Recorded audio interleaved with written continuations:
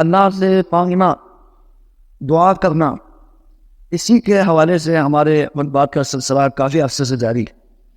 یہ ایک ایسا خزانہ ہے، یعنی مطالعہ کا واقعہ ایسا خزانہ ہے جس کا کوئی کنارہ نہیں ہے۔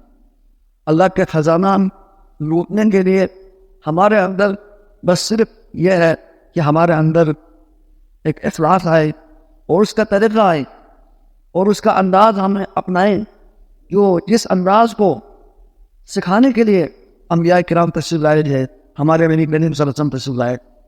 صرف دیر اس کی ہے کہ ہم اللہ تعالیٰ سے مانگیں تو صحیح، اللہ تبارک و تعالیٰ سے مانگنے کا طریقہ سیکھیں تو صحیح، ورنہ اللہ تبارک و تعالیٰ کے خزانوں کے کوئی انتہا نہیں ہے۔ بہت ہی اللہ رب العالمین کے خزانے اتنی زیادہ ہے کہ ہم تصور ہی نہیں کر سکتے۔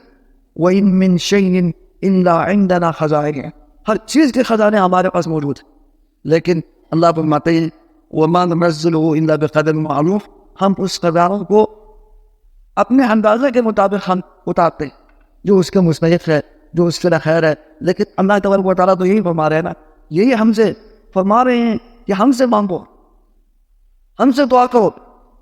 تو دعا کے آداب اللہ تعالیٰ عطا کرنے کے لیے تیار ہیں، جن کو اللہ رب العالمین اپنے ہاتھوں کو پھیلاتے ہیں کہ رات کو گناہ کرنے والے اللہ کی طرف رجوع کریں، اللہ سے مانگیں۔